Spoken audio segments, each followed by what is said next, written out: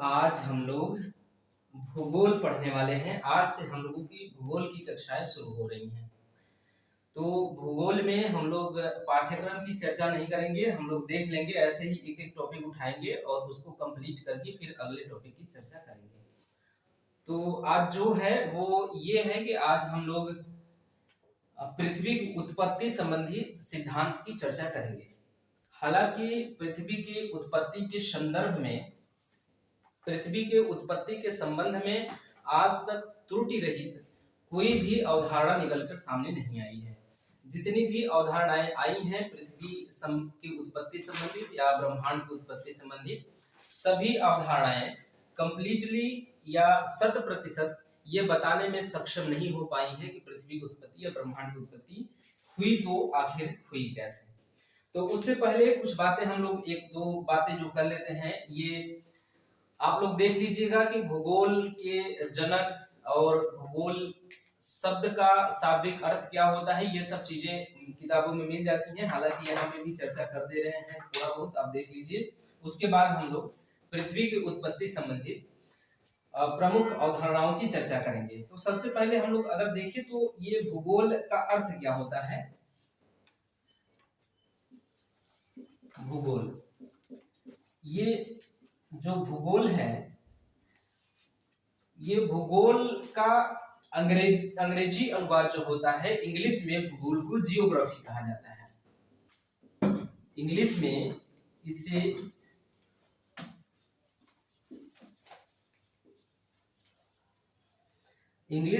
इसे जियोग्राफी कह के पुकारा जाता है भूगोल को। और ये जो जियोग्राफी शब्द है ये यूनानी शब्द है, ग्रीक भाषा का एक शब्द है जियोग्राफी। तो ये किस भाषा से लिया गया है, तो ये ग्रीक भाषा, ग्रीक या यूनानी भाषा, यूनानी या ग्रीक भाषा से लिया गया ये शब्द जियोग्राफी है, जिसका अर्थ है, ये दो शब्दों से मिलकर बना है जियोग्राफी। एक शब्द है जियोग्राफी जो है वो दो शब्दों से मिलकर बनता है। एक शब्द है जियो और दूसरा शब्द है ग्राफिया या ग्राफियन।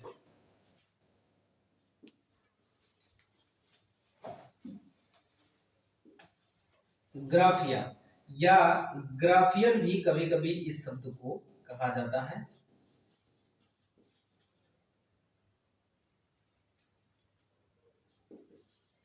ग्राफियन ये हमने देखा कि जो भूगोल शब्द है, इस शब्द का जो अंग्रेजी अनुवाद है वो जियोग्राफी है। और जियोग्राफी चूंकि यूनानी शब्द है, ये दो शब्दों से मिलकर बना है, जियो और ग्राफिया, जिसमें जियो का अर्थ होता है पृथ्वी। जियो का अर्थ पृथ्वी होता है।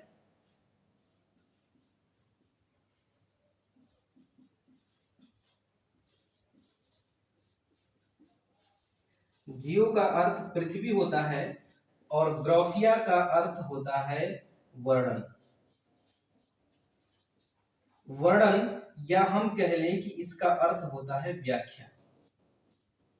ये होता है इसका अर्थ। एक बार देखें आप फिर से कि भूगोल जो है वो इसका अंग्रेजी अनुवाद जियोग्राफी है और ये यूनान के ग्रीक भाषा से लिया गया शब्द है और ये दो शब्दों से मिलकर बनता है, जियो और ग्राफिया या तो फिर ग्राफिया। जहां पे जियो का अर्थ होता है अर्थ, जियो का अर्थ होता है पृथ्वी और ग्राफियन या ग्राफिया का अर्थ होता है वर्णन करना या तो व्याख्या करना।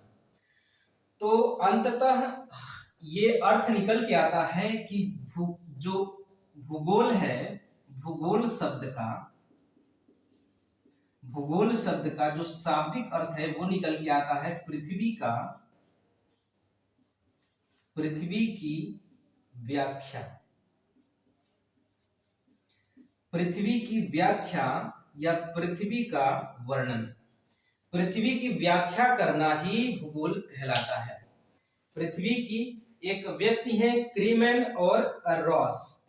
क्रीमैन और रॉब। ये जो क्रीमैन है वह ये दो भूगोलवेत्ता हैं, ये साइंटिस्ट हैं, दो लोग जो जियोग्राफी से संबंधित हैं।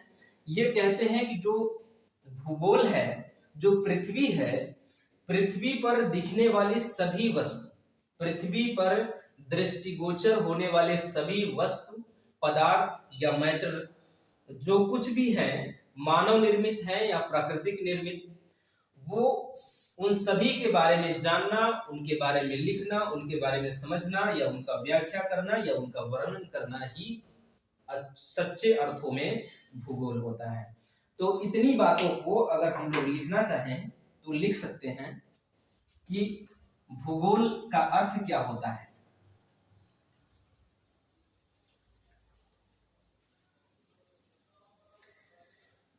ये छोटी छोटी बातें जानने के बाद हम लोग फिर आगे बढ़ते हुए पृथ्वी की उत्पत्ति संबंधित अवधारणाओं की चर्चा करेंगे।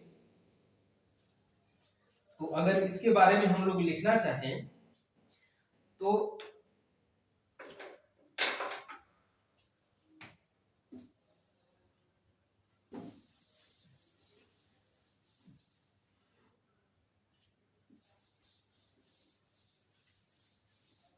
एक सूखा कपड़ा दीजिए। तो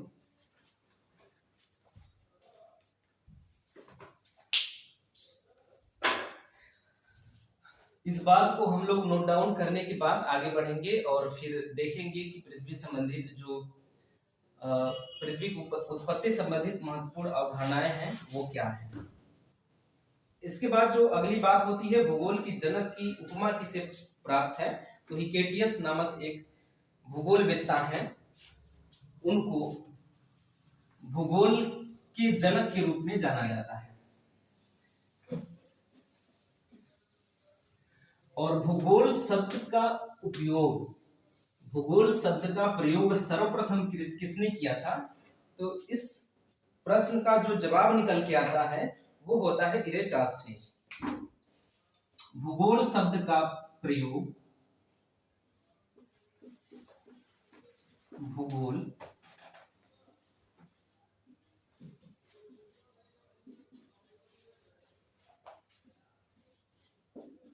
शब्द का प्रयोग सर्वप्रथम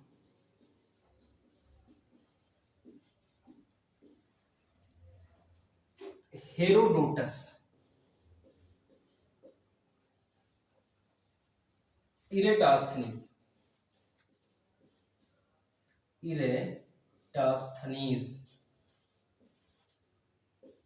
भूगोल शब्द का प्रयोग सर्वप्रथम इरेटास्थनीस द्वारा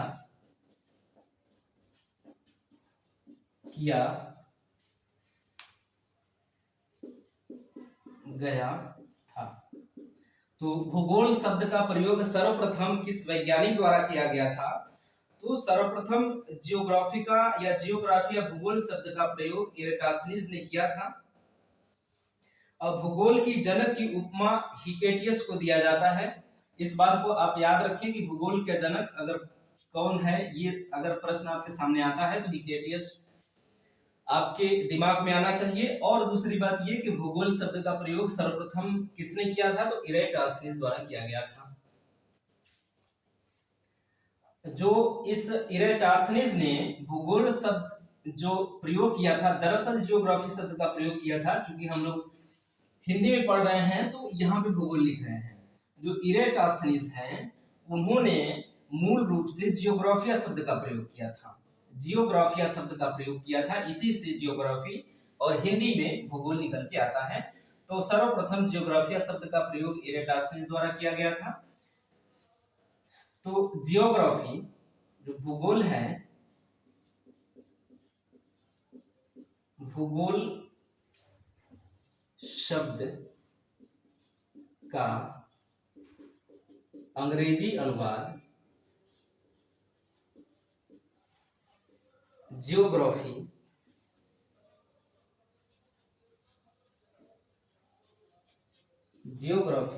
होता है, जो कि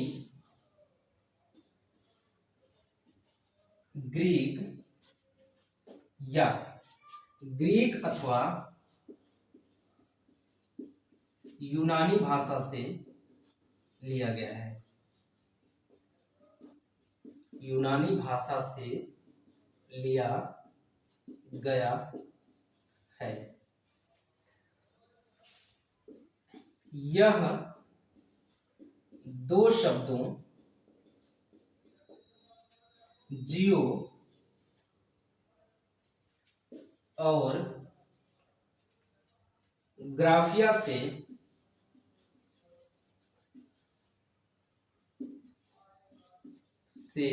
मिलकर बना है, जहां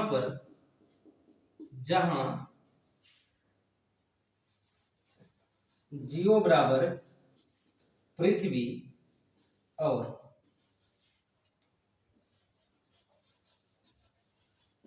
ग्राफिया बराबर वर्णन करना या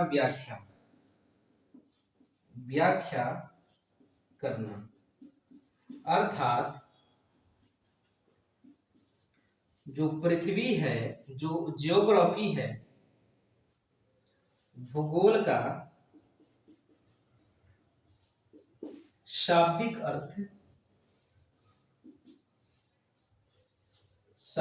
अर्थ होता है, भूगोल का शाब्दिक अर्थ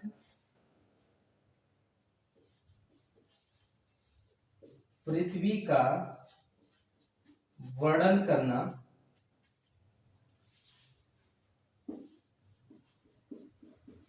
या व्याख्या करना होता है।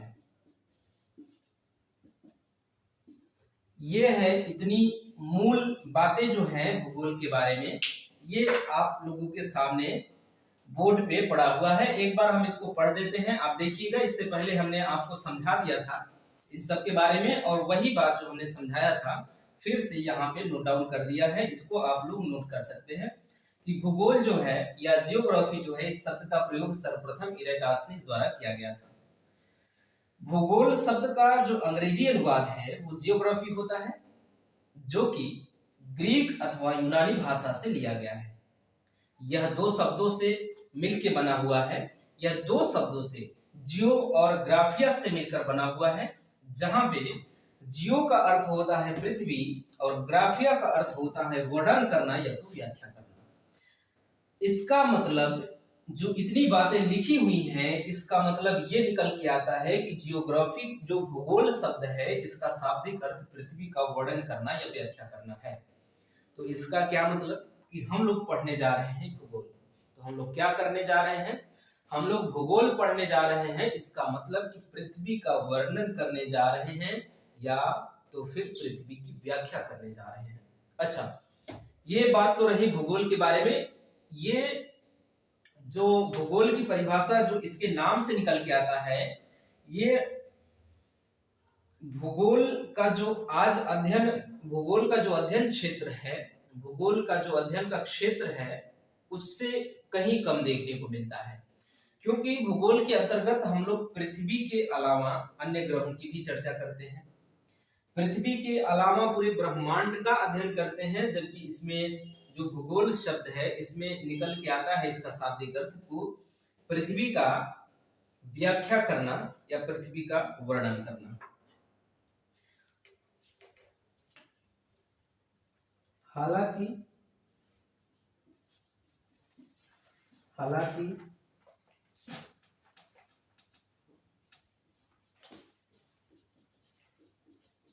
वैज्ञानिक खोजों के परिणाम स्वरूप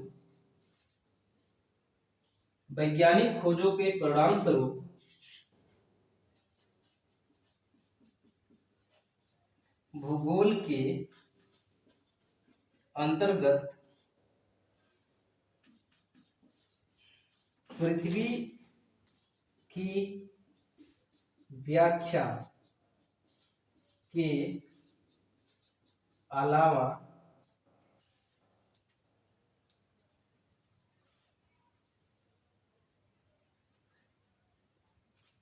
ध्यातव्य है कि ध्यातव्य है कि वैज्ञानिक खोजों के परिणाम स्वरूप भूगोल के अंतर्गत पृथ्वी की व्याख्या के अलावा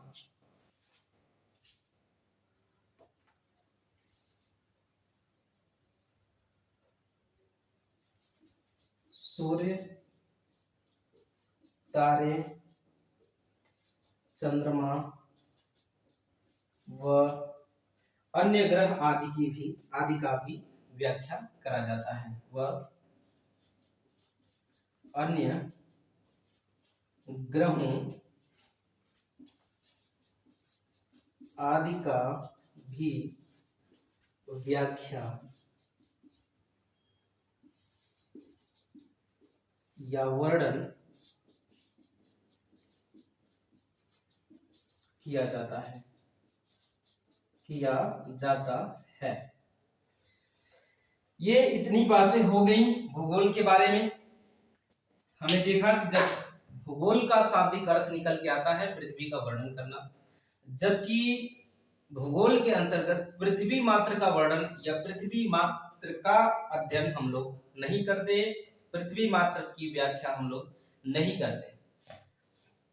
इसके अलावे तारे हैं, सूर्य है, हालांकि सूर्य भी एक तारा है लेकिन अलग से लिया जाता है। तो तारे, सूर्य, चंद्रमा, उसके साथ अन्य ग्रह, उसके साथ उल्का पिंड आदि चीजों के बारे में हम लोग अध्ययन करते हैं या व्याख्या करते हैं भूगोल के अंतर्गत। तो चूंकि जिस समय भूगोल जो नामकरण हुआ होगा, हो सकता है उस समय तक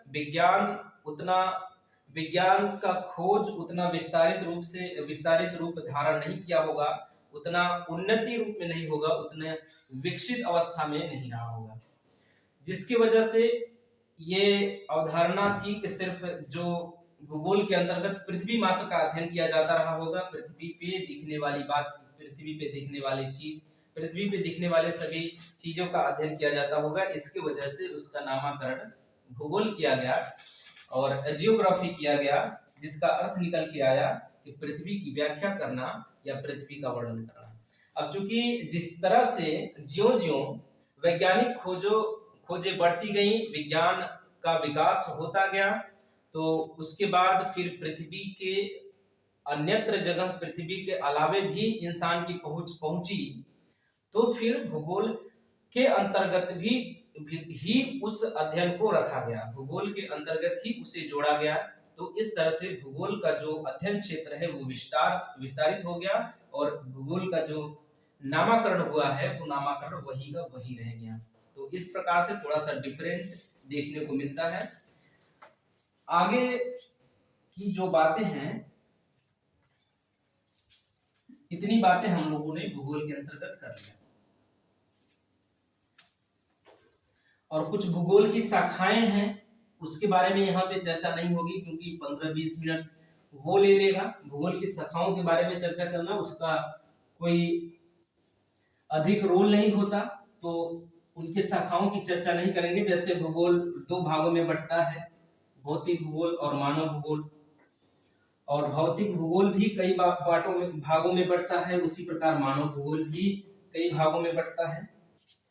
तो उसकी चर्चा हम लोग यहाँ पे नहीं करने वाले हैं क्योंकि उससे समय खराब मात्र होगा, उससे कुछ मिलने वाला है नहीं। तो आगे बढ़ते हुए देखें तो हम लोगों ने देखा कि भूगोल के जनक के रूप में अगर हिकेटियस को लिया जाता है और जियोग्राफी शब्द का प्रयोग सर्वप्रथम इरेटास्थनीज ने किया था। अब हम लोग पृथ्वी के उत्पत्ति संबंधित अवधारणाओं के बारे में चर्चा करेंगे। जो पृथ्वी की उत्पत्ति है, पृथ्वी के उत्पत्ति के संदर्भ में प्राचीन काल से लेके अब तक अनेक प्रकार की अवधारणाएं सामने आई हैं, लेकिन आज तक कोई अवधारणा या कोई ऐसा व्याख्यान निकल के सामने नहीं आया कि पृथ्वी की उत्पत्ति या ब्रह्मांड की उत्पत्ति को सटीक ढंग से समझा सके। तो फिर भी जिन वैज्ञानिक जिन भूगोलवेत्ताओं ने जिस प्रकार के अवधारणाओं को प्रस्तुत किया है उनके बारे में हम लोग चर्चा करेंगे। उससे पहले प्राचीन काल में देखा जाए तो धार्मिक ग्रंथों ने या धार्मिक मान्यताओं द्वारा पृथ्वी के उत्पत्ति संबंधी अवधारणाओं की चर्चा की गई है, लेकिन विज्ञान उन अवधारणाओं को नहीं मानता है। तो जो सबसे पहले नंबर पे जिनकी अवधारणा आती है वो आती है बफन की परिकल्पना। तो सबसे पहले हम लोग बफन की परिकल्पना के बारे में जानेंगे। जो बफन है, बफन एक फ्रांसीसी वैज्ञानिक थे। बफन एक फ्रांसीसी वैज्ञानिक थे। उन्होंने 1745 ईस्वी में 1745 ईस्वी में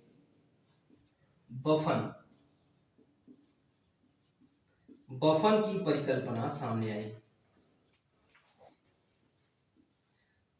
बफन की परिकल्पना पृथ्वी के उत्पत्ति संबंधित परिकल्पना है। ये पृथ्वी की उत्पत्ति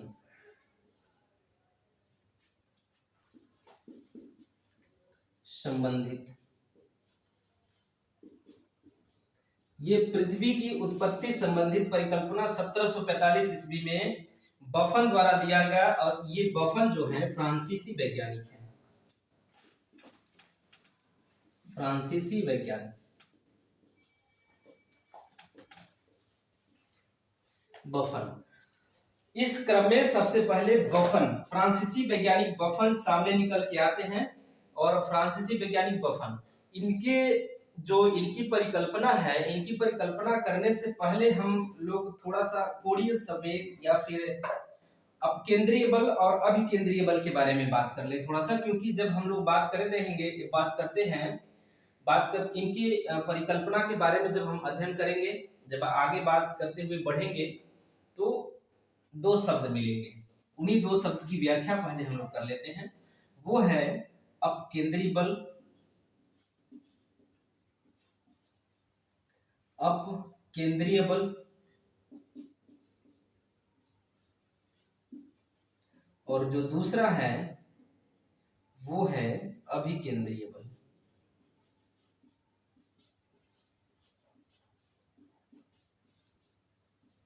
अभिकेंद्रीय बल। तो जो बफन की परिकल्पना में जो शब्द आने वाला है हमारे समक्ष वो अपकेंद्रीय बल है।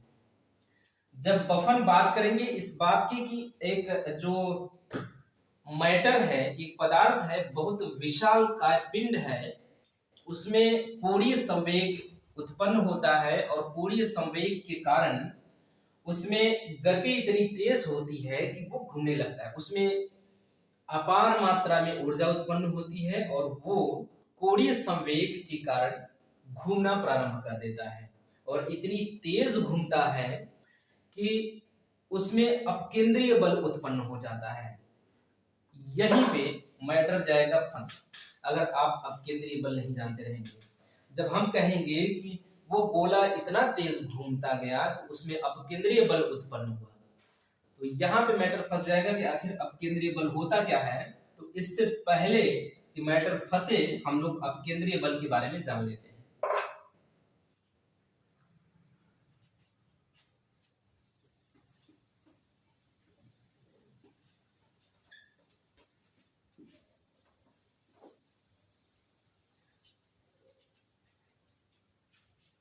पानी पिलाएंगे क्या सर?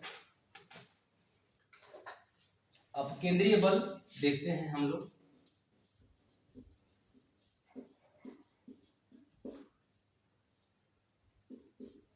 ये हमारा जो मात्रात्मक त्रुटियां होंगी इस पे आप ना जाइएगा। मात्रात्मक त्रुटियां हो सकती हैं, लिखने में गलतियां हो सकती हैं, जो हम बोल रहे हैं हमारे बोलने पर ध्यान दीजिएगा। थोड़ा सा पानी पी लें।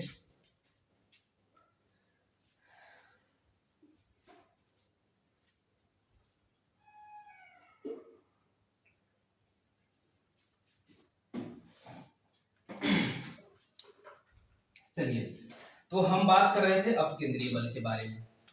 अपकेंद्रीय, अप का मतलब होता है, हालांकि अंग्रेजी में ये अप नहीं है, अंग्रेजी वाला अप का मतलब होता है उत्तर, नहीं ऊपर होता है। अंग्रेजी में अप का मतलब होता है ऊपर, और कभी कभी इसका मतलब उत्तर प्रदेश भी हो जाता है। तो ये हम लोग जो देख रहे हैं इसके यहाँ पे इसका मतलब ये नहीं होता। यहाँ पे जो अपकेंद्रीय बल में जो अप शब्द है वो अप शब्द का अर्थ होता है बाहर की ओर, बाहर की ओर।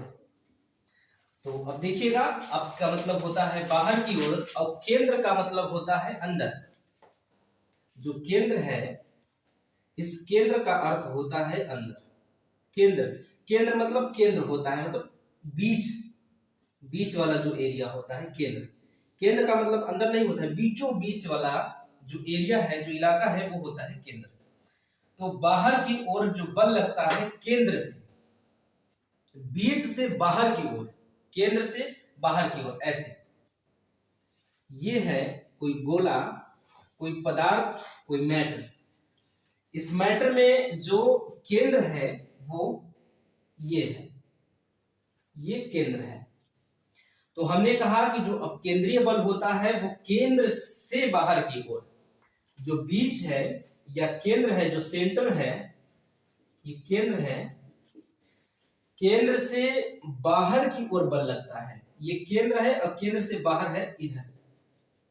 तो केंद्र से बाहर की ओर लगने वाला बल इधर, इधर, इधर, ये केंद्र से बाहर की ओर बल लग रहा है। इस प्रकार से अगर बल लगेगा तो उसे अपकेंद्रीय बल कहेंगे। ये अगर गोला है, ये गोला बहुत तेज से नाचना अगर स्टार्ट कर दे, कोई भी गोला है अगर बहुत तेज से नाचना स्टार्ट कर दे, घूमना स्टार्ट कर दे, तो घूमने की प्रक्रिया में जो उसका जो आकर्षण बल है वो कमजोर पड़ जाएगा।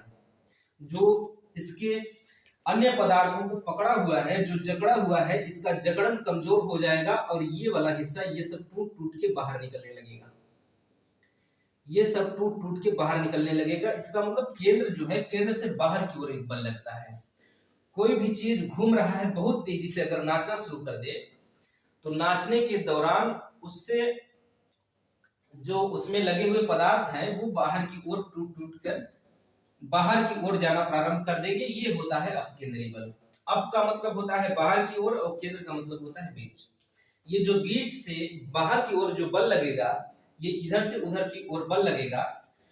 तो अगर ये गोला है और इस तरह से घूम रहा है, ये गोला अगर इस तरह से घूम रहा है तो इस कदर इसमें बल लगेगा अपकेंद्रीय बल की इस तरह से जो यहाँ से पदार्थ है इसमें से लगे हुए हैं ये टूट टूट कर इससे दूर जाने लगेंगे, इतना तेज घूमेगा। तो ये होता है अपकेंद्रीय बल।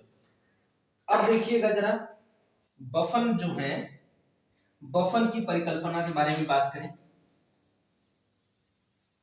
और जो ये अपकेंद्रीय बल है और अभिकेंद्रीय का बल का मतलब होता है वही बल केंद्र की तरफ लगेगा, अंदर की तरफ, तो वो हो जाएगा अभिकेंद्रीय बल। ये हमने अपकेंद्रीय बल के बारे में देख लिया। बफन की परिकल्पना में अगर हम लोग बात करें तो बफन के अनुसार एक विशालकाय पुच्छल तारा सूर्य के समीप आया और दोनों में बड़ी जोरदार टक्कर हुई। सूर्य है, उन्होंने बताया कि सूर्य है, सूर्य के समीप एक विशालकाय पुच्छ तारा आया। ये कहीं पर घूम रहा था, ये तारा कहीं दूर घूम रहा था और ये विशालकाय पुच्छल तारा का अर्थ होता है इसमें पूंछ लगा नहीं होता है, इसमें पूंछ जैसी संरचना देखने को हमें मिलती है। ये अगर कोई पिंड है, ये पिंड बहुत तेजी से गतिमान है, ये पिंड है बहुत तेजी से गतिमान है। तो वायुमंडल में, ब्रह्मांड में या स्पेस में इसका घर्षण होगा। जो ब्रह्मांड वायुमंडल में अनेक प्रकार की गैसें हैं, उन गैसों से इस पर घर्षण बल काम करेगा। घर्षण बल की वजह से यहाँ पे ऊर्जा उत्पन्न होगी तो ज्वाला के रूप में ये ऊर्जा होगी। अगर इसका गति इधर की है, इधर ये पिंड जा रहा होगा तो इसमें जो ऊर्जा है, जो आग लगा हुआ है, वो इस तरह से होगा। किसी भी चीज में अगर आग लगा के अगर किसी गोले में फेंक दिया जाए तो पूंछ की तरफ, पीछे की तरफ उसका आग दिखेगा। वही पूंछ की तरफ दिखने वाला ये जो चीज है, इसी को हम लोग पुच्छल तारा कहते हैं। एक तारा है जिसमें गति है, असीमित गति है, बहुत स्पीड से वो चल रहा है और उसमें घर्षण बल उत्पन्न हुआ। घर्षण बल उत्पन्न होने की वजह से वो जो वायुमंडल में अनेक प्रकार की गैसें हैं उनसे और इसका संपर्क हुआ तो घर्षण बल उत्पन्न हुआ, जिसके वजह से उसमें लगी आग, ऊर्जा उत्पन्न हुआ, उसमें आग लगी। अब चूंकि ये बहुत तेज से गतिमान है, इसके वजह से उसका आग पीछे की तरह देखने में ऐसा लगता है जैसे पूंछ लगा हुआ हो, तो इसको कहते हैं पुच्छल तारा। तो एक पुच्छल तारा, हालांकि वो तारा पुच्छल पहले से नहीं होता है, वो गतिमान होने की वजह से होता है। तो ये कहते हैं कि एक पुच्छल तारा दूर से आया और सूर्य के नजदीक पहुंच गया। दोनों में बड़ी जोरदार टक्कर हुई और इस टक्कर के परिणाम स्वरूप सूर्य से पर्याप्त मात्रा में द्रव्य पदार्थ बाहर निकल आया। ये जो पुच्छल तारा आया यहाँ पे सूर्य के नजदीक, तो इनका जो कहना है कि जो ये तारा कहीं दूर से आ रहा है, पुच्छल तारा है, ये दूर से आ रहा है, ये पुच्छल तारा दूर से आ रहा है सूर्य के तरफ, और आते आते सूर्य से बहुत जोर से टक्कर होता है और यहाँ पे ऐसे हो जाता है। यहाँ पे आके ये तारा जो है ऐसे टक्कर मारता है और सूर्य ऐसे होता है। और जो इतना पदार्थ था सूर्य का, अगर ये सूर्य है और जब यहाँ पे टक्कर मारा, जब ये पदार्थ है आके यहाँ पे टक्कर मारा, तो ये वाला पदार्थ जितना खाली हुआ है, इतना अंदर तक धस गया है, ये वाला पदार्थ जो धसा ऐसे हुआ, जो तो इतना पदार्थ जो निकला यहाँ से, वो निकल के अन्यत्र जगह फैल गया। यहाँ से निकला हुआ पदार्थ, ये सब यहाँ से ये निकला हुआ पदार्थ अगर इसको हम लोग बाहर निकाल दे तो ये ऐसे निकला हुआ पदार्थ, जो ये पदार्थ है बाहर आ गया। ये टक्कर मारा और ये पदार्थ टुकड़ों में, टुकड़े में होकर बाहर आ गया। एक पुच्छल तारा जो बड़ी दूर से कहीं से आया और सूर्य में बड़ी जोरदार टक्कर मारा। टक्कर के परिणाम सूर्य से पर्याप्त मात्रा में द्रव्य पदार्थ बाहर निकल के आया। सूर्य से निकला यह पदार्थ कालांतर में घनीभूत हो गया और ग्रहों की रचना हुई। तो यहाँ पे दफन की जो परिकल्पना है, यही पे ये बताते हैं कि ये तारा जब टक्कर मारता है सूर्य में, तो इसमें से कुछ पदार्थ बाहर निकलते हैं। तो जब पदार्थ बाहर निकलते हैं तो आगे चलकर कालांतर में, भविष्य में ये पदार्थ जो है घनीभूत होते हैं, ठंडे होते हैं और ठंडे होकर ग्रह और उपग्रह की, जो ग्रह और उपग्रहों का निर्माण इस प्रकार से होता है। बड़े भागों ने ग्रहों का रूप धारण किया, जबकि छोटे भागों ने उपग्रह का रूप धारण कर दिया। यहां से जब टक्कर हुई, जब सूर्य और उस तारे में टक्कर हुई, तो टक्कर के दौरान बड़े बड़े और छोटे छोटे टुकड़े वहां से निकले। जब सूर्य में यहाँ पे जब टक्कर हुआ तो ये तारा इस प्रकार से आके यहाँ पे एक शेप बना लिया और यहाँ पे ये तारा ऐसे घुस गया और ये हो गया सूर्य का इस तरह से। और यहाँ से जो इतना, ये तो हो गया जो बाहर से तारा आया है, जो बाहर से आया है, इसमें इस तरह से टक्कर मारा और टक्कर मारने के बाद ये जो सूर्य का इतना हिस्सा खाली हुआ, इसमें से छोटे और बड़े टुकड़े निकल के,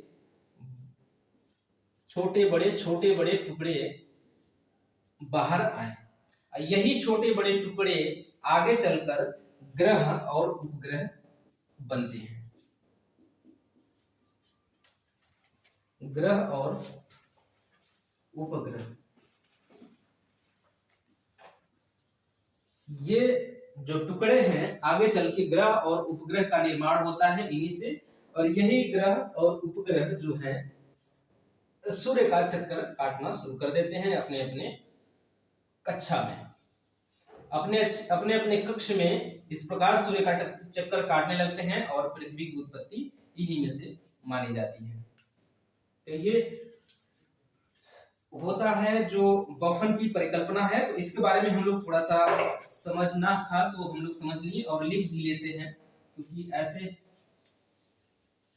इसको अब इस बात को हम लोग नोट डाउन कर लेते हैं अपने नोटबुक में कि बातें क्या क्या हुई।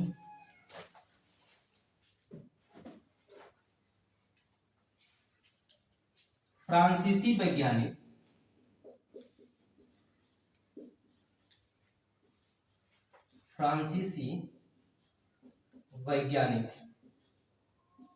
बफन ने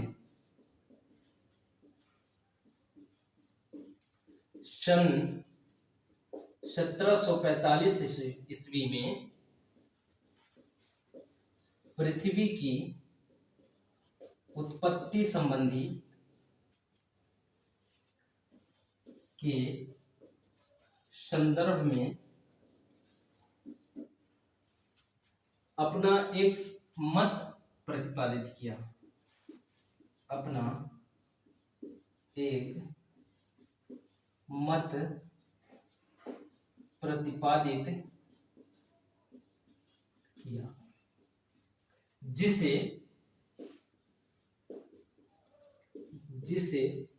बफन की परिकल्पना कहते हैं। परिकल्पना कहते हैं।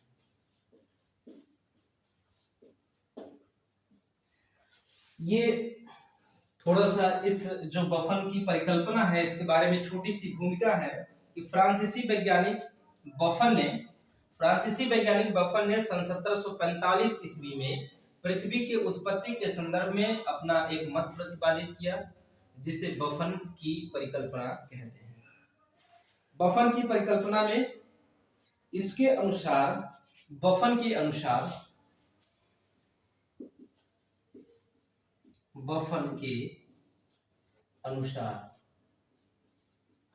वो सारी बातें जो हमने आपको समझाई हैं यहाँ पे लिखना है और उसको एक शाब्दिक शब्द देना है, एक मतलब एक मीनिंगफुल शब्द देना है। उसी बात को जो हमने यहाँ पे बोर्ड पे आप लोगों को समझाया उसको लिखना है। लिखेंगे कैसे कि बफन के अनुसार ब्रह्मांड में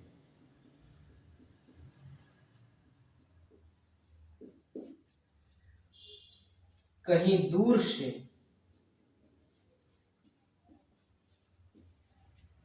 एक विशालकाय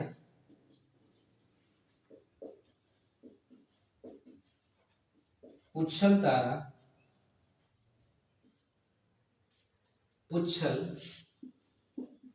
तारा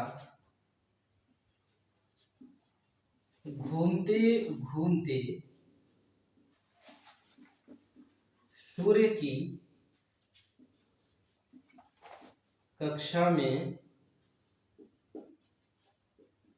आ जाता है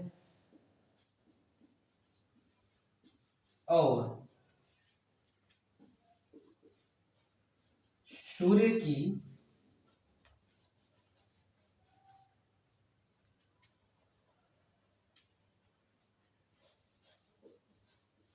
आकर्षण बल के कारण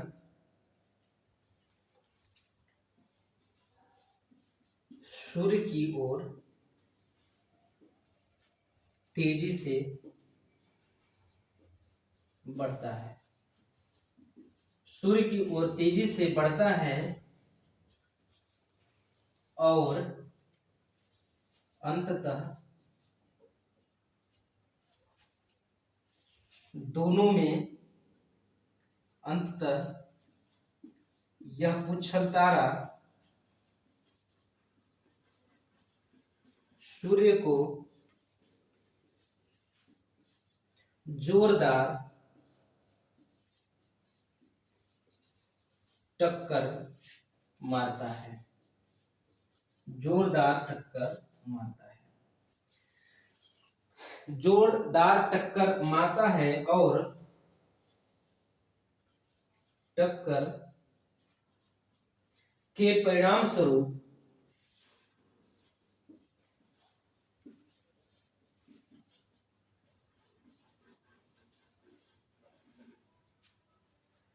सूर्य के द्रव्य पदार्थ टूटकर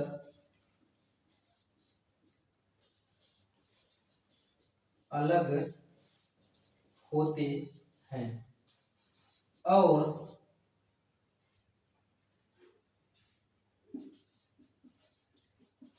कालांतर में घनीभूत होकर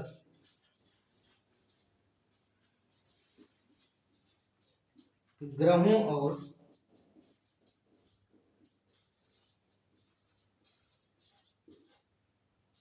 उपग्रहों का रूप धारण कर लेते हैं। बड़े टुकड़े, बड़े पदार्थ ग्रह तथा छोटे पदार्थ उपग्रह बनते हैं। ये है बफन की परिकल्पना।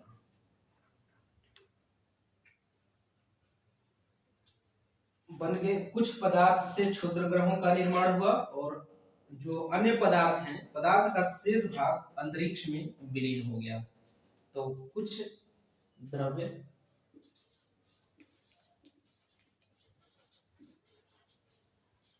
क्षुद्र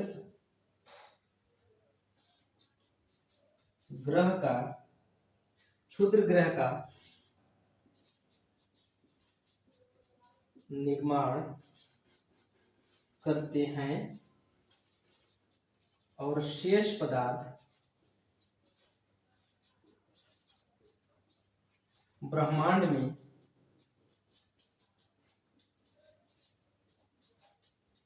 विलीन हो गया।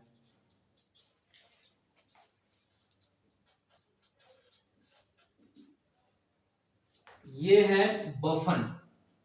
बफन की परिकल्पना के बारे में इतनी सारी बातें हमने देखी।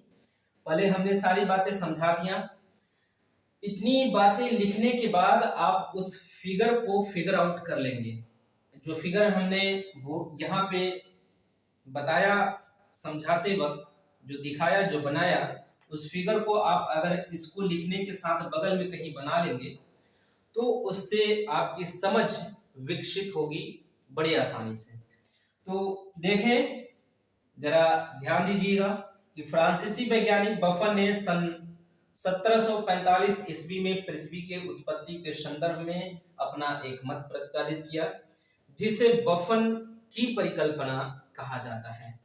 दूसरी बात, बफन के अनुसार ब्रह्मांड में कहीं दूर से एक विशालकाय पुच्छल तारा क्या होता है, इस बारे में हमने बात कर लिया है। घूमते घूमते सूर्य की कक्षा में आ जाता है। सूर्य की कक्षा में जब आता है तो सूर्य के पास इतना आकर्षण बल है कि सूर्य का आकर्षण बल उसे अपनी तरफ खींचना स्टार्ट कर देता है। सूर्य की आकर्षण बल के कारण सूर्य की ओर तेजी से बढ़ता है और अंततः यह पुच्छल तारा सूर्य को जोरदार टक्कर मारता है और इस टक्कर के परिणाम स्वरूप सूर्य द्रव्य पदार्थ जो सूर्य है, सूर्य का द्रव्य पदार्थ टूटकर अलग हो जाते हैं। सूर्य के द्रव्य पदार्थ टूटकर अलग होते हैं और कालांतर में घनीभूत होकर ग्रहों और उपग्रहों का रूप धारण कर लेते हैं। बड़े पदार्थ ग्रह तथा छोटे पदार्थ उपग्रह बनते हैं। कुछ द्रव्य क्षुद्र ग्रह का निर्माण करते हैं और शेष पदार्थ ब्रह्मांड में कहीं विलीन हो जाते हैं। ये जो बफन है, बफन की परिकल्पना के बारे में ये बातें रही हैं। अगर बफन की परिकल्पना की आलोचना हमें करनी पड़े तो हम किस प्रकार से करेंगे, एक दो पॉइंट में हम लोग इनकी परिकल्पना की आलोचना कर लें, क्योंकि ये भी परिकल्पना, हर परिकल्पना जो है पृथ्वी की उत्पत्ति संबंधी या ब्रह्मांड की उत्पत्ति संबंधी प्रत्येक परिकल्पना की आलोचना हम लोग आराम से कर सकते हैं। क्योंकि आलोचना इसलिए हम लोग कर सकते हैं कि 100% सत्य या त्रुटि रहित या त्रुटि के बिना कोई भी अभी तक ऐसी अवधारणा नहीं है जिसके अंदर 1% या कुछ त्रुटियां विद्यमान न हो। तो इस प्रकार हम लोग आलोचना कर सकते हैं प्रत्येक परिकल्पना की।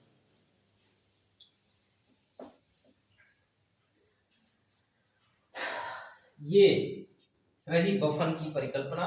थोड़ा सा क्रिटिसाइज कर लेते हैं इनको, थोड़ा सा इनकी बुराई कर लेते हैं बफन की परिकल्पना का। बफन की परिकल्पना की आलोचना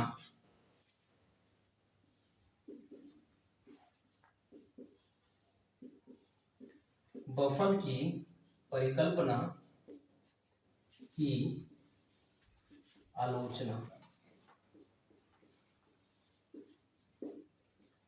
इनकी बुराइयां हमें करनी है बफन की जो परिकल्पना है। तो बफन की परिकल्पना की आलोचना करते हुए किसी भी तारे की कक्षा सूर्य की कक्षा के इतनी निकट नहीं है कि वे परस्पर टकरा सके। सबसे बड़ी बात ये कि अगर ये सूर्य है तो सूर्य जो है, कोई भी सूर्य और एक अलग तारा, ये भी हालांकि एक तारा ही है सूर्य, और एक दूसरा तारा, इन दोनों का कक्षा जो है, इन दोनों का कक्षा एक दूसरे से इतना नजदीक है ही नहीं। कोई भी तारा या कोई भी सूर्य के नजदीक इतना है ही नहीं कि सूर्य का आकर्षण बल उस पर काम कर सके। तो एक बात यह है कि इतना नजदीक कक्षा में कोई भी ऐसा तारा नहीं है जिससे कि सूर्य का आकर्षण बल उस पे काम कर सके और उससे टकरा सके। इस परिकल्पना द्वारा सौरमंडल के ग्रहों में गति को स्पष्ट नहीं किया गया है। और पुच्छल तारा इतना छोटा होता है, और जो पुच्छल तारा है हमने बताया, पुच्छल तारा का आकार इतना बड़ा नहीं होता है। पुच्छल तारा एक छोटा सा तारा होता है जो ब्रह्मांड में विचरित करता है, ब्रह्मांड में घूमता है, और इतना छोटा होता है। और सूर्य के हैसियत के आगे अगर देखें तो अगर ये सूर्य है तो ये पुच्छल तारा हो सकता है। इतना छोटा तारा अगर सूर्य में टक्कर मारेगा तो सूर्य में आके चिपक जाएगा, लेकिन सूर्य से उतना पदार्थ अलग नहीं हो पाएगा कि पूरा ब्रह्मांड बन जाए। तो इस प्रकार से बफन की परिकल्पना की आलोचना होती है। सबसे बड़ी बात यह है कि इतना बड़ा पदार्थ, इतना बड़ा मैटर, पृथ्वी का जो सूर्य का है इतना बड़ा मास लिए हुआ, इतना बड़ा छोटा अगर पुच्छल तारा अगर कहीं से आता है और इस पे टक्कर भी मारता है तो इधर की इधर वो आके चिपक जाएगा। इसका इतना तेज नहीं टक्कर मार पाएगा कि इससे कुछ पदार्थ निकले। अगर निकलते भी हैं तो थोड़े बहुत पदार्थ निकल सकते हैं, इतना नहीं निकलेगा। पृथ्वी जैसे बड़े बड़े ग्रह और 7, 8, 9, 10 ग्रह, उपग्रह, क्षुद्र ग्रह और फिर अन्य पदार्थ विलीन भी हो गए, इतने पदार्थ निकल पाए। तो सबसे बड़ी बात, सबसे पहली बात हम इस बात को लिख लें।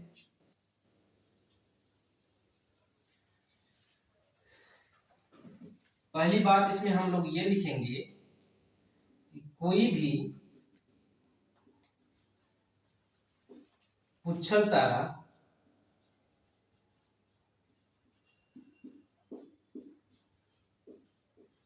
इतना बड़ा नहीं होता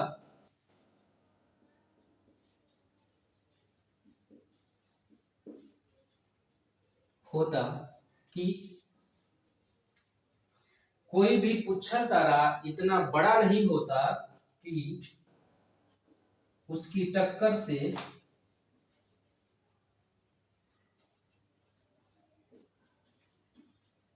सूर्य का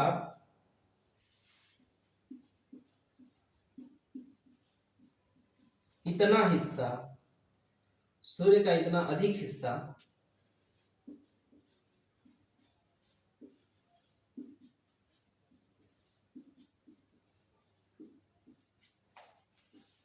उससे अलग हो जाए कि ग्रहों और उपग्रहों का निर्माण हो सके।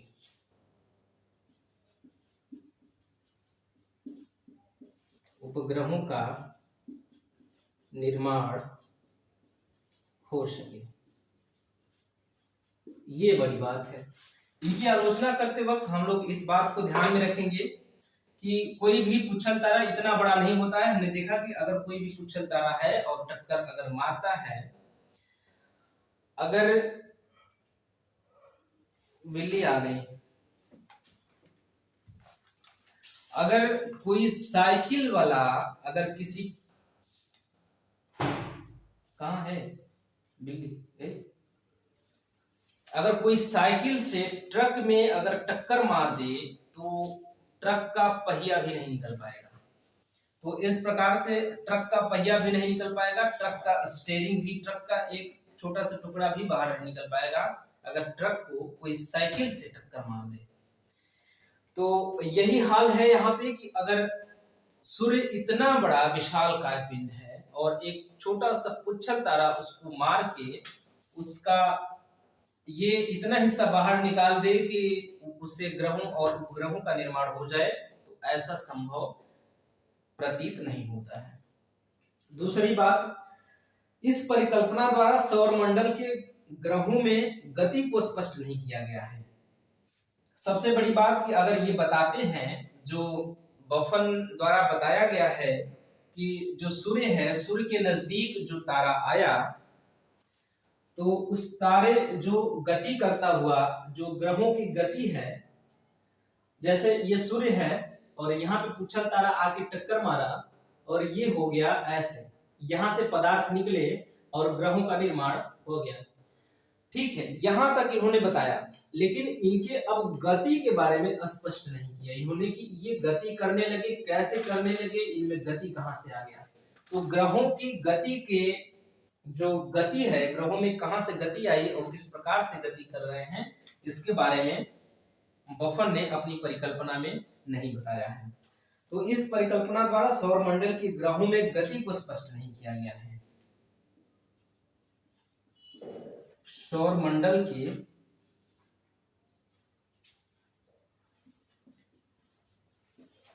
ग्रहों की गति के बारे में बफन ने कोई स्पष्टता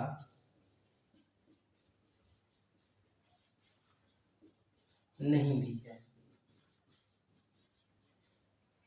ये बात है कि अगर बफन ये बताते हैं कि ग्रहों और उपग्रहों का निर्माण होता है, एक पुच्छल तारा आता है और सूर्य में टक्कर मारता है, जोरदार सूर्य में टक्कर मारता है और टक्कर मारने के परिणाम स्वरूप सूर्य के जो द्रव्य पदार्थ हैं वो बाहर निकल जाते हैं। जब बाहर निकलते हैं तो ग्रहों और उपग्रहों का निर्माण होता है। उनकी बात है जो बफन कहते हैं कि ग्रहों और उपग्रहों का निर्माण होता है। जो बड़े पदार्थ थे वो ग्रहों का निर्माण हुआ उनसे, और जो छोटे पदार्थ थे उनसे उपग्रह बने। बड़ी बात। इसके बाद वो कहते हैं कि जो अन्य छोटे छोटे पदार्थ है वो क्षुद्र ग्रह बने, और जो और भी छोटे पदार्थ रहे होंगे, अन्य पदार्थ रहे होंगे, ब्रह्मांड में विलीन हो गए। यहाँ पे जो वर्तमान समय में जो हम देखें तो जो ग्रहों और उपग्रहों की गति है कि जो सूर्य के चारों तरफ पृथ्वी और मंगल, शुक्र, बुध, शनि, वरुण और ये सब जो ग्रह हैं, ये ग्रह जो चक्कर काट रहे हैं, इनमें गति कहां से आई, इस गति को स्पष्ट नहीं किया है बफन ने। तो सौर मंडल में ग्रहों की गति के बारे में बफन ने कोई स्पष्टता नहीं दी है। यहाँ पे इन्होंने एक मिस्टेक किया है, और किसी भी तारे की कक्षा सूर्य की कक्षा के इतनी नजदीक नहीं होती कि वे परस्पर टकरा सकें।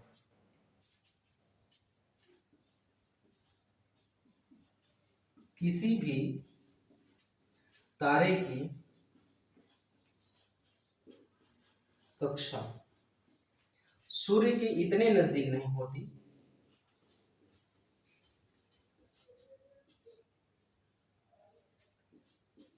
नजदीक नहीं होता कि वे परस्पर टकरा सके।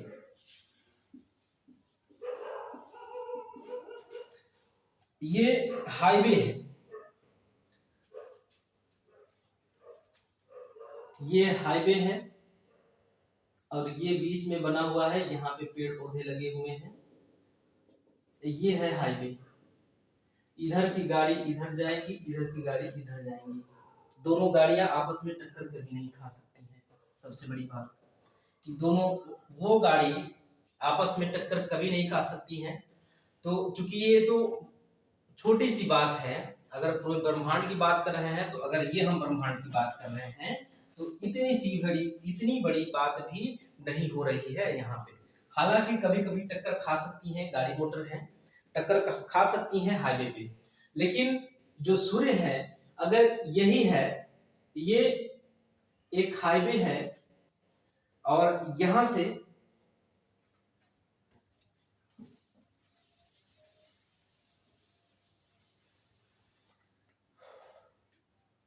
ये हाईवे है, एक ये हाईवे है और इसमें ये बीच में बना हुआ है, गाड़ी मोटर ऐसे ऐसे जा रही है। तो यहाँ पे तो संभव है कि टक्कर हो सकता है। अगर यहाँ पे एक गाड़ी उधर जा रही, हाईवे है, फिर यहाँ पे कुछ है, फिर यहाँ पे कुछ है, मार्केट है, फिर यहाँ पे कुछ है और दूसरा लाइन जो है वो यहाँ पे है। इसकी जो गाड़ियां हैं यहाँ है और इधर जाने वाली गाड़ियां हैं जो यहाँ है। अब संभव नहीं है कि ये गाड़ी और ये गाड़ी दोनों इस तरह से टक्कर खा सके, ये कभी संभव नहीं हो सकता। तो बफन का जो परिकल्पना है वो यहाँ पे फेल हो जाता है, क्योंकि जो ग्रह है, जो सूर्य है और सूर्य के ये सूर्य है और सूर्य का कोई अन्य जो उच्छल तारा है या अन्य कोई भी तारा है, तो उसका जो कक्षा है, जो उसके घूमने का जो रास्ता है, वो रास्ता इतना दूर होता है, इतना दूर होता है कि ये परस्पर एक दूसरे से कभी टकरा ही नहीं सकते। तो यहाँ पे बफन की परिकल्पना हो जाती है फेल। यहाँ पे बफन ने मिस्टेक कर दिया, क्योंकि इस तरह से कोई भी ग्रह या कोई भी चीज सूर्य से टकरा नहीं पाएगा। अब चूंकि अगर ये बात है, यहाँ पे आलोचना के तौर पे यहाँ पे ये बात किताबों में मिलती है देखने को कि किसी भी तारे की कक्षा सूर्य के इतने नजदीक नहीं होती है कि वे परस्पर टकरा सके। एक भूगोल की पुस्तक है फुलर की, उस पुस्तक में इस आलोचना को लिखा गया है। तो इस आलोचना को लिखा गया है, अगर इसको अगर हम लोग लेके आगे चले कि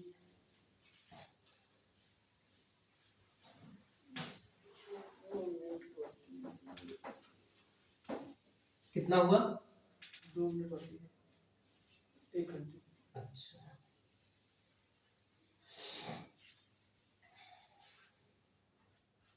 चलिए 1.5 घंटे।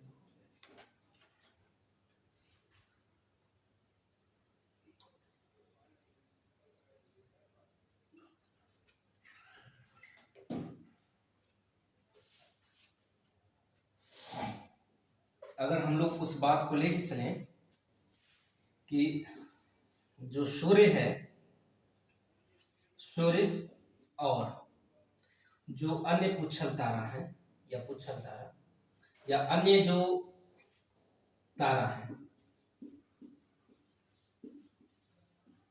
अन्य तारा और सूर्य,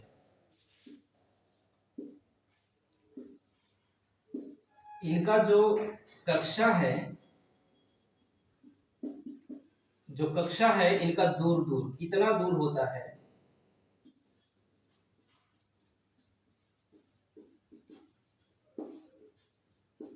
इतना दूर होता है कि वे परस्पर टकरा नहीं सकते हैं। ये हमें किताबों में देखने को मिलती है। आलोचना के रूप में, बफन की परिकल्पना के आलोचना के रूप में अगर ये बात अगर हम देखें, इतना दूर होता है कि वे परस्पर टकरा नहीं सकते, तो एक परिकल्पना हम लोग देखते हैं द्वैतारक और एक तारक परिकल्पना। एक तारक और द्वैतारक। जब एक तारक परिकल्पना के अंतर्गत हम लोग देखते हैं कि एक ही कोई तारा होता है और उसमें विस्फोट होता है, विस्फोट के जरिए इसमें से जो पदार्थ है वो निकलते हैं और फिर ब्रह्मांड या पृथ्वी की उत्पत्ति या रचना होता है। और द्वैतारक परिकल्पना में एक सूर्य होता है, एक तारा होता है अलग, और दूसरा तारा कहीं से आता है और इसमें टक्कर मारता है। तो यहाँ पे देखने वाली बात है कि अगर हम ये कह रहे हैं कि कोई भी कक्षा इतना दूर होता है कि कभी जिंदगी में वो परस्पर आपस में टकरा नहीं सकते, तो जितनी भी द्वैतारक परिकल्पनाएं हैं वो सभी गलत ठहराई जा सकती हैं इसके बलबूते पे। अगर हम ये कह रहे हैं कि सूर्य और जो अन्य तारा है, या सूर्य या तारा ही तारा है, अगर ये तारा है और ये तारा है, इन दोनों की कक्षाएं आपस में इतनी दूर होती हैं कि परस्पर कभी टकरा ही नहीं सकती। जब कभी टकरा ही नहीं सकती तो इसका मतलब कभी नहीं टकरा सकती, और इसका मतलब ये है कि कभी टकरा ही नहीं सकती। और जब कभी नहीं टकरा सकती तो द्वैतारक परिकल्पना, हर परिकल्पना जो द्वैतारक परिकल्पना होगी वो गलत साबित हो जाएगी इस बलबूते पे। तो जो कि किताबों में लिखा है तो फिर देखना ही पड़ेगा। तो अगली जो परिकल्पना है उसके बारे में हम लोग अब चर्चा करेंगे।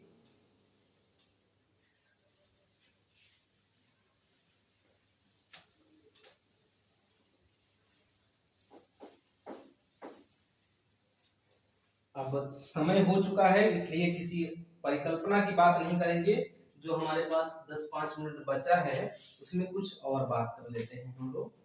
तो छोटे से एक दो बात है इसमें।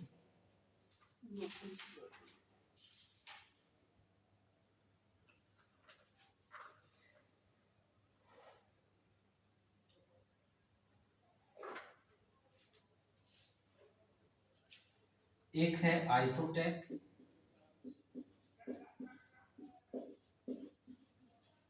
और एक है आइसोटर्म।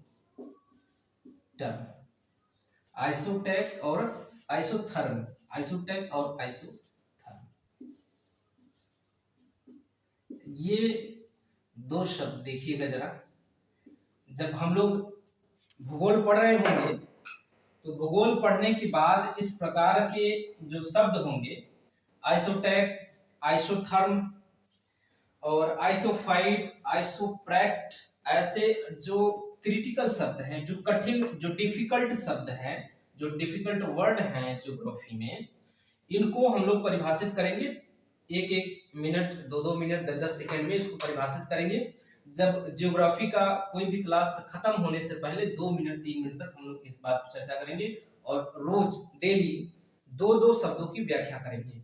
तो आइसोटेक क्या है? तो आइसोटेक मौसम, ये मानचित्र पर पवन की समान गति वाले स्थानों को मिलाकर खींची गई रेखा है। आइसोटेक एक रेखा है, मानचित्र पर पवन की समान गति वाले, ये आइसोटेक क्या है?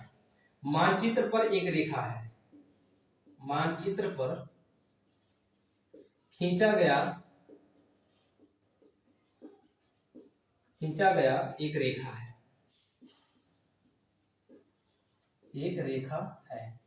ये रेखा है क्या? ये रेखा क्या करता है कि समान गति वाले पवन को ये मिलाता है।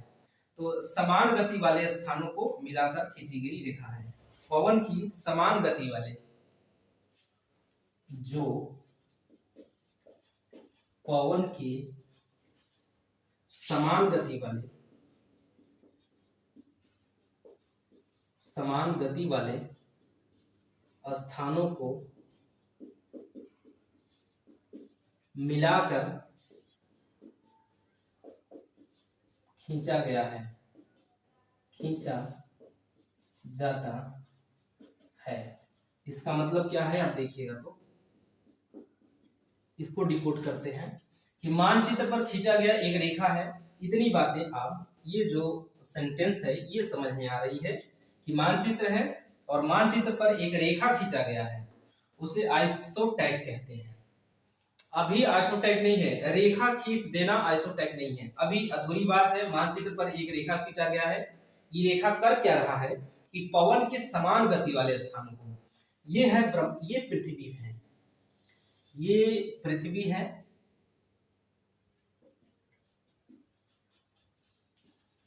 ये पृथ्वी है, ये कह रहा है कि पवन के समान गति वाले स्थानों पे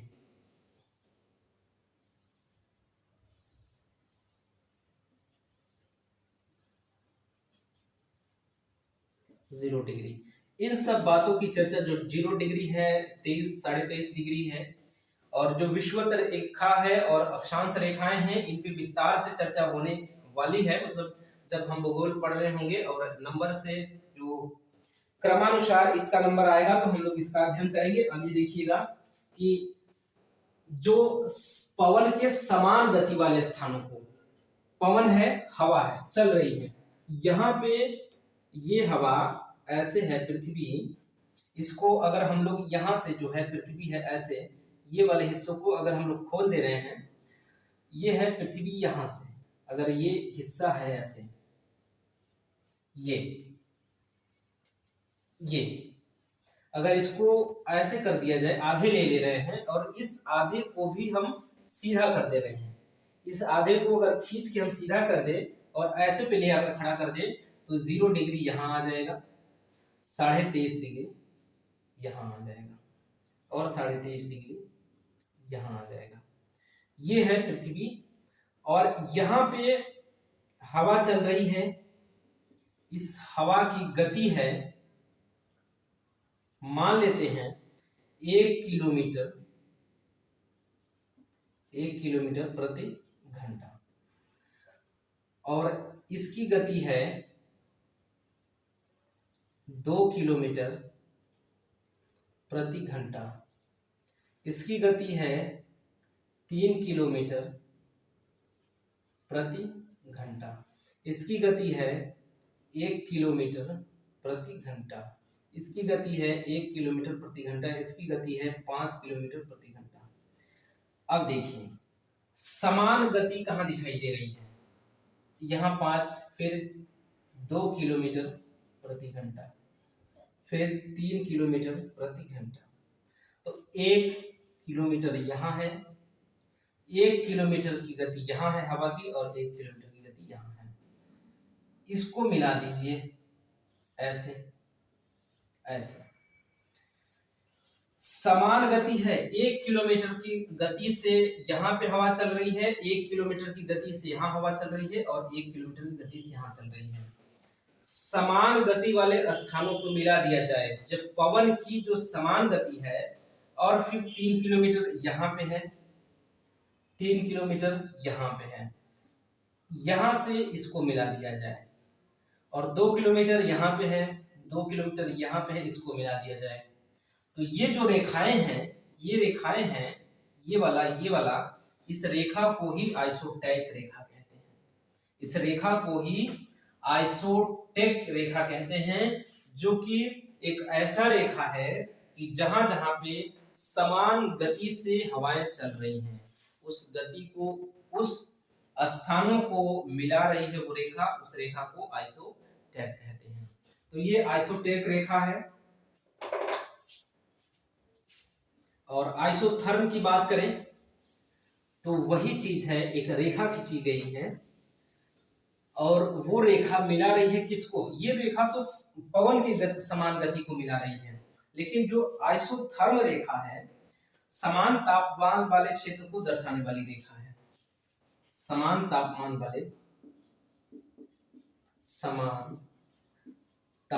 वाले रेखा को, स्थानों को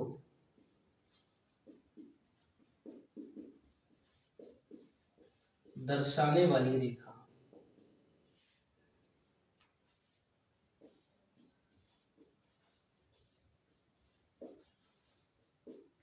यह समान तापमान को दर्शाने वाली जो रेखा है उसे आइसोथर्म रेखा कहते हैं। इसको कभी कभी जो अगर ऐसे देखा जाए तो ये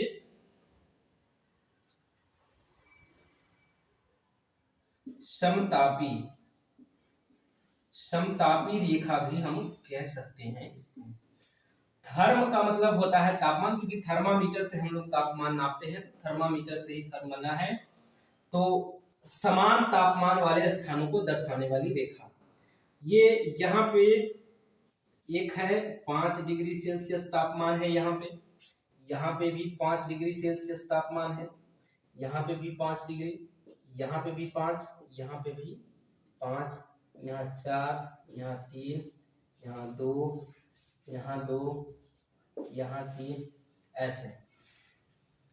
ये अलग अलग तापमान वाला क्षेत्र है पृथ्वी पे। और 5 डिग्री यहाँ पे तापमान है, 5 डिग्री सेल्सियस यहाँ पे, 5 डिग्री सेल्सियस यहाँ पे, 5 डिग्री सेल्सियस यहाँ पे। ये जो रेखा है समान तापमान वाले को मिला रही है, ये रेखा ही समतापी रेखा या आइसोथर्म है। तो ये आइसोटेक और आइसोथर्म दरअसल है क्या कि दोनों रेखाएं हैं जो कि मानचित्र पे खींची जाती हैं। जो आइसोटेक है वो ऐसी रेखा है कि जो ऐसे स्थानों को मिलाती है। आइसोटेक जो रेखा है ऐसे स्थानों को मिलाती है जहां पे समान गति वाले कोण होते हैं। अगर एक जगह है वहां पे 5 किलोमीटर प्रति घंटे के स्पीड से हवा चल रही है और दूसरी जगह भी 5 किलोमीटर प्रति घंटे के स्पीड से हवा चल रही है, दोनों स्थानों को जो रेखा मिलाती है, एक रेखा खींच दीजिए दोनों स्थानों को मिला के, तो वो रेखा आइसोटेक कहलाती है। उसी तरह आइसोथर्म रेखा भी होता है। आइसोथर्म रेखा होता क्या है कि समान तापमान वाले क्षेत्र को आपस में मिलाती है। तो अगर कहीं पे 20 डिग्री तापमान चल रहा है, कहीं पे 50 डिग्री चल रहा है, कहीं पे 40 डिग्री, कहीं पे 25 डिग्री, तो जहां पे 25 डिग्री तापमान है पृथ्वी पे, जिन जिन स्थानों पे, उन स्थानों को अगर जो रेखा मिलाती है, एक रेखा खींच दिया जाए मिला के, तो वो रेखा आइसोथर्म होगा। तो फिर अब मिलते हैं कल के क्लास में लेके अगली परिकल्पना पृथ्वी